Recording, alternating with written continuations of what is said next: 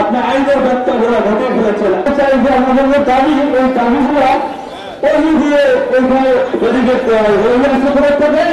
ওই ইস্কারবাড়ি যিনি পিস্টার আছেন উপদেষ্টা মহোদয় পিস্টারকে দৃষ্টি আকর্ষণ করতে চাই। 1.5 বছর হয়েছে, 1.5 বছরে আপনি এই সেক্টর বন্ধের কি করেছেন দয়া করে জাতির সামনে জবাব দিয়ে চলে যাবেন। কারণ তিনি যতগুলো অভিনন্দন করেছেন প্রত্যেকটা সেক্টর বিরোধী, অন্বেষণ বিরোধী, এজেন্সি বিরোধী, ব্যবসা বিরোধী, সর্বোপরি ট্যাক্স বিরোধী। আপনার কি কাজ ছিল এখানে?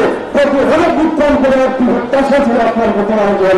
আপনাকে মনে করছে মানুষ আপনি উপপ্রধান উপদেষ্টা হন অথবা উপপ্রধান উপদেষ্টা কখনো মনে করে প্রধান উপদেষ্টা। কারণ আমরা দেখছি জুলাইতে আপনার কন্ট্রিবিউশন, জুলাইতে আপনাকে আমরা রাষ্ট্রপতি দেখেছি।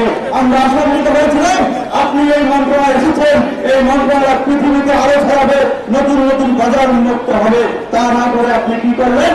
আপনি আমার দৃষ্টিতে আমি দেখিনি কোন দেশকে নতুন করে বাজার উন্মুক্ত করার প্রচেষ্টা আমি দেখিনি। আপনি যেটা করেছেন সেটা এই সেক্টরটাকে বন্ধ করার পর তারা করেছেন আজকে যারা রাস্তায় নেমেছে তাদের সৃষ্টি বাজার বাংলাদেশের জন্য 80% বাজার সৌদি আরব।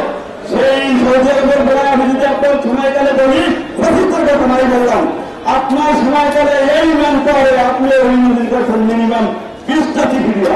এই 20টা বাড়িতে প্রত্যেকটাতে আমি জটিলতার থেকে জটিল করে দিয়েছেন। আজকে আপনার সৌদি আরবের বাজার দেখার জন্য বন্ধ করে দিয়েছেন। অনেকে মনে করে কখনো 5, কখনো 24, কখনো 1000, আবার কখনো 20। আমার বলে আপনি 1000 টাকা জমা দিয়ে যা মনে চায় তা নেন। কারণ কি সরকারি বুঝে গিয়ে এইভাবে ঘন্টায় ঘন্টায় চেঞ্জ হতে পারে? আমি মনে করি আপনি আইবেন না, আপনি আইনের ব্যাখ্যা গুলো ঘটে ফেলেছেন। আমরা মনে করি এই সৌদি আরবের বাজার নিয়ে কোন তার ভাবনা চলবে না। পৃথিবীতে একমাত্র বাজার টিকে আছে এই সেক্টর সৌদি আরব দিয়ে। এই সৌদি আরবের ম্যানপাওয়ারের প্রতি মুহূর্তে প্রতিবন্ধকতা তৈরি করা হয়েছে।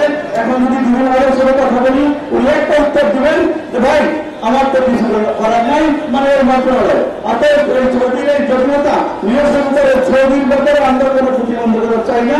দয়া করে এই সৌদির বিষয়টা আপনারা এই সৌদির যাতে লোক যেতে পারে সেই ব্যবস্থা করবেন। সকলকে ধন্যবাদ। আল্লাহ হাফেজ।